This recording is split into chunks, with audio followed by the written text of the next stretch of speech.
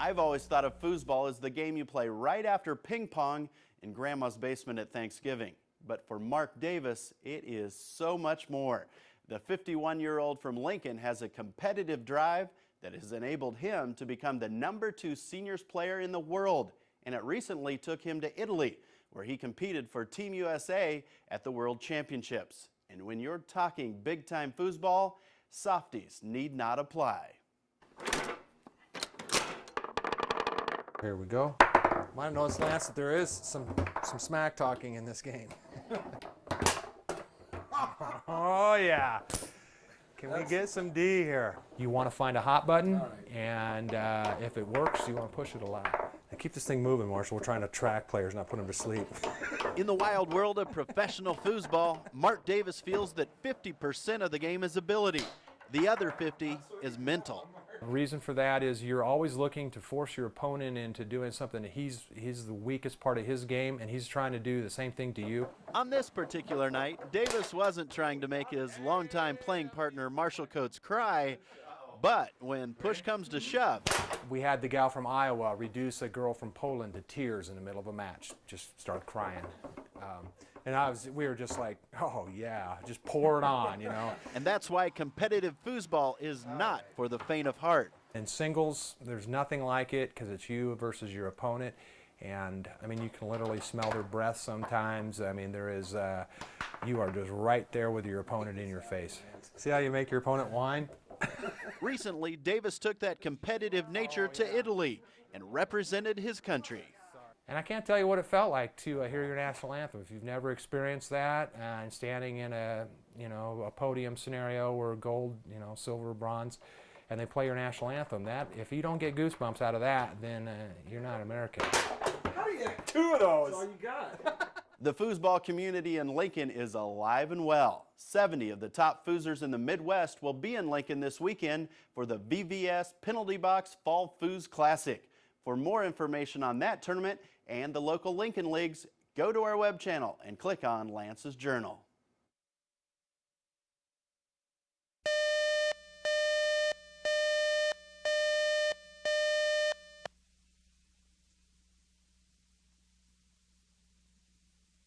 One sure sign that you're serious about your hobby is when you build a new room onto your house to accommodate your pastime. And that is exactly what Alan and Diane Hughes did. The Hughes Haven Snow Village now includes a 7-foot mountain range, 3 trains, over 200 houses, more than 2,000 trees, and a population of at least 1,000 people. This is one place you really need to visit. What started out in the other room, our main living room, on a 4x8 piece of plywood, has turned into this, an entire room built on to the existing house just for the Snow Village. Actually, it's probably more than a village. When we say a snow village, we've often had people say, this isn't a village, this is a county. And it's a Norman Rockwell painting come to life.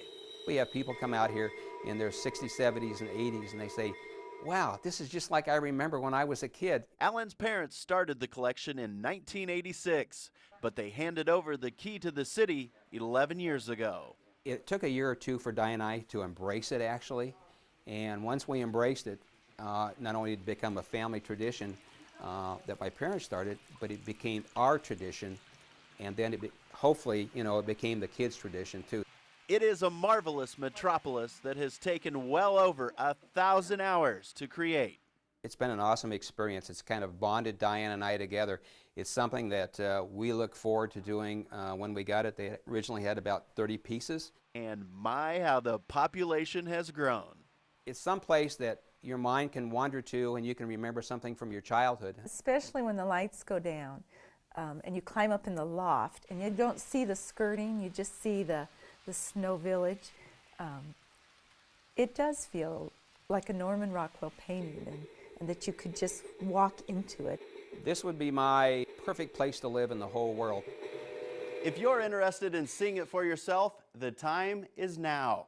Following this Christmas season, Alan and Diane have decided to turn out the lights for the final time on their magical village. You'll find more information on the Hughes Haven open houses if you go to our web channel and click on Lance's Journal.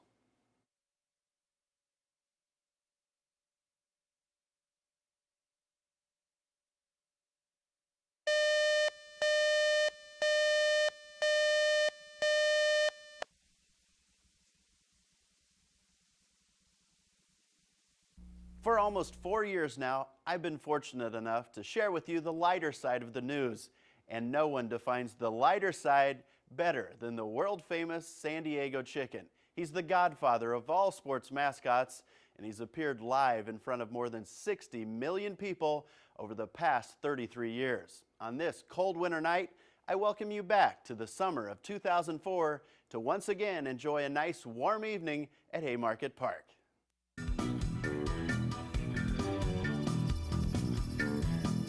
Get ready to laugh with the one and only, the famous San Diego Chicken. Well, I started back in 1974, and it was a radio station promotion of all things for a rock and roll station in San Diego. And the whole premise was for me to go to the zoo and give away candy Easter eggs for all of $2 an hour. And I did that as a one-week promotional gimmick, but then after that, I figured this might be a pretty good excuse to get into Padre games for free, so I called up the San Diego Ball Club. They let me come down, and as I started cavorting in the grandstands, the rest became chicken history. It's pretty funny. Here, shake hands, you guys. Shake hands. The most fun stuff that I do are these various gags that I do between inning breaks, and for me, I think the biggest favorite of the fans is the baby chicks routine. This is a gag where I bring out little 4- and 5-year-olds dressed up in baby chicken suits, and they follow me across the field, copying my every move. I like the chicken. He's really funny, and I just really like him. No, I'm voting for the Soul Doggies. Good choice. I want them to say this was the most fun that they've ever had at a ballpark on any given night. When you really consider it, Lance, you know, America's got the best sense of humor of any country in the world, and I'm waddling proof of it.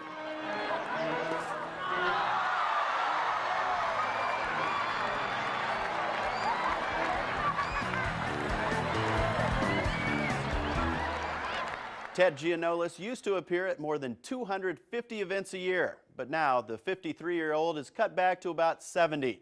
He says retirement may come in about 2 or 3 years, but then again, he's been saying that for quite a while.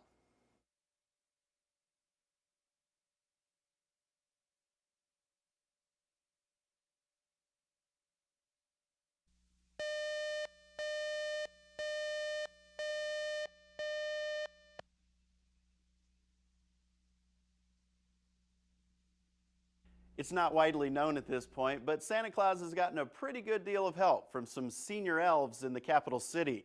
They're members of the crafts class at Grammercy Hill, and they've been painting puzzles for kids since September. Residents of this retirement community enjoy the opportunity to brighten the holidays for the Lincoln area's less fortunate children. Hope they'll enjoy it as much as we do. Larry Ruff is putting his heart and soul into this labor of love. I raised 3 sons, and I know that every one of the kids that get it would enjoy it as much as my boys. They'd have a lot of fun. Painting more than 600 puzzles has been a learning process for many of these first-time elves. One of the things is remembering how it all goes back together so that you know which outside edges to paint and which ones not to.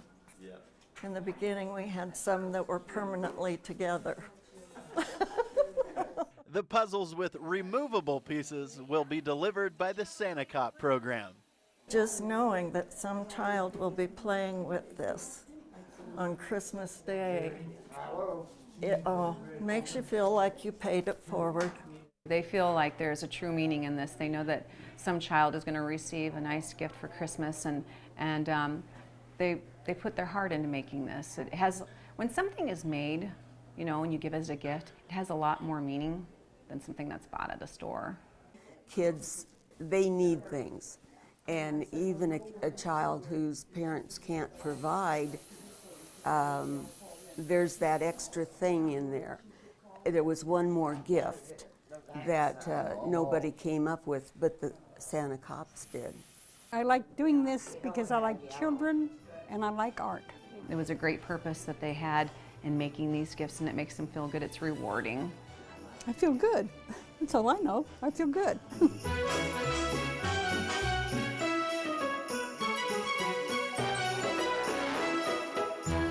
This talented crafts class doesn't limit their giving to just Christmas time. In November, they created Veterans Day gifts for the 27 veterans who reside at Grammercy Hill.